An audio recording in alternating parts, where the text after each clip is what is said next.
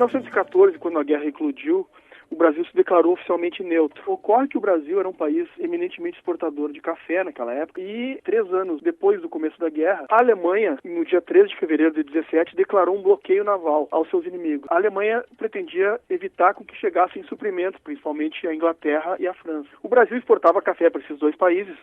E assim que a Alemanha declarou esse bloqueio, o Brasil protestou formalmente junto ao governo alemão, mas não adiantou absolutamente nada. E ali, em abril, 2 meses depois, aconteceu o primeiro incidente, que foi o afundamento do navio Paraná, na costa da Europa, um navio que seguia carregado de café e cereais para a França, justamente para o submarino alemão, já como reflexo desse bloqueio naval. O Brasil acabou rompendo relações diplomáticas com a Alemanha, e aí, a partir desse episódio, as coisas começaram a se acirrar cada vez mais. 2 novos navios brasileiros, o Tijuca e o Lapa, foram afundados também por submarinos alemães. O Brasil tomou uma atitude drástica, que é confiscar 45 navios alemães que estavam em portos brasileiros. Alguns desses navios alemães, inclusive, passaram a operar a serviço do Brasil.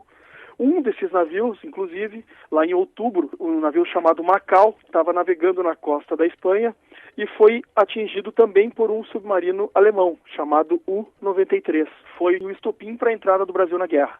O que aconteceu? Antes de afundar o navio brasileiro, o submarino alemão exigiu que 2 tripulantes subissem a bordo do submarino. Tratava-se do comandante Saturnino Furtado de Mendonça e do taifeiro Arlindo Dias dos Santos. E esses 2 simplesmente nunca mais foram vistos a partir desse dia. Em seguida, o submarino desferiu um torpedo, o Macau afundou, os demais náufragos brasileiros se salvaram em barcos salva-vidas. Quando chegou a notícia desse episódio ao Brasil, causou uma grande comoção. Houve aí um princípio aí de saques, represálias brasileiras em relação aos comerciantes industriais e prestadores de serviços alemães que moravam aqui no Brasil. Por conta dessa grande pressão popular, no dia 26 de outubro de 1917, o presidente Venceslau Braz acaba declarando guerra à Alemanha. A guerra, ela mobiliza paixões.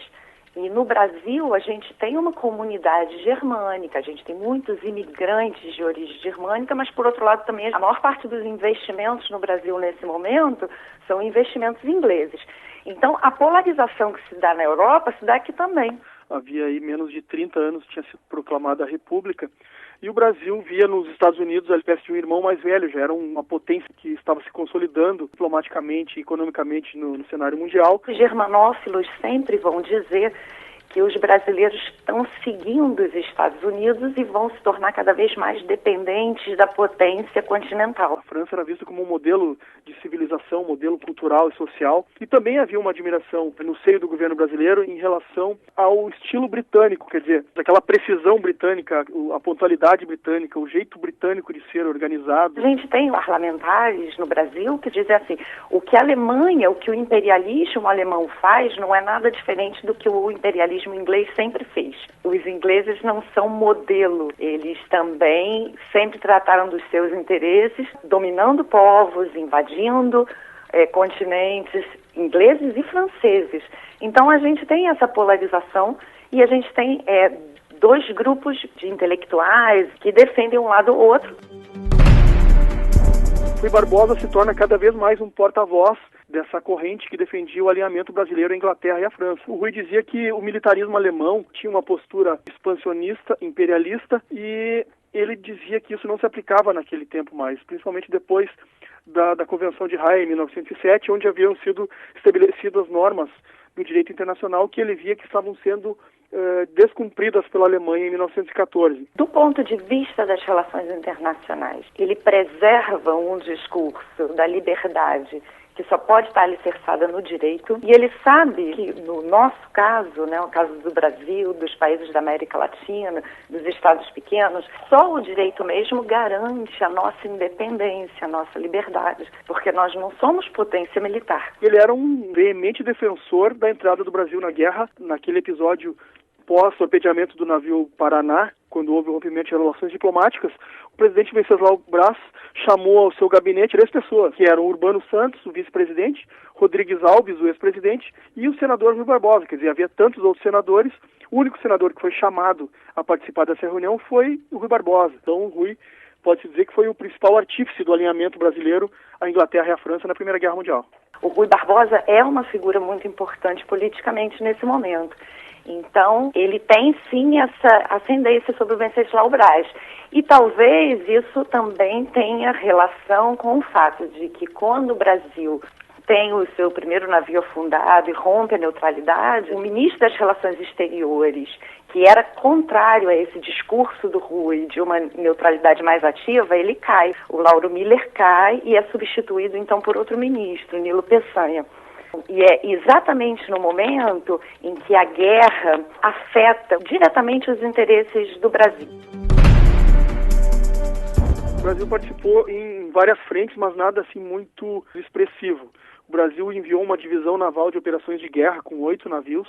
Esses navios eram, na sua maioria, navios tecnologicamente defasados, alguns já meio sucateados. Então, por conta dessas questões todas, esses navios precisaram parar em algumas ilhas do Atlântico e até no continente africano, e por conta desses problemas todos, somados também a um surto de gripe espanhola que ocorreu no porto de Dakar, já na África, que inclusive teve uma perda muito grande de homens, que morreram mais de 150 homens, nossos navios chegaram ao mar Mediterrâneo um dia antes do final da guerra. Nós chegamos no dia 10 de novembro de 1918 e a guerra terminou no dia 11, ou seja, praticamente não tivemos participação nenhuma por meio da nossa marinha.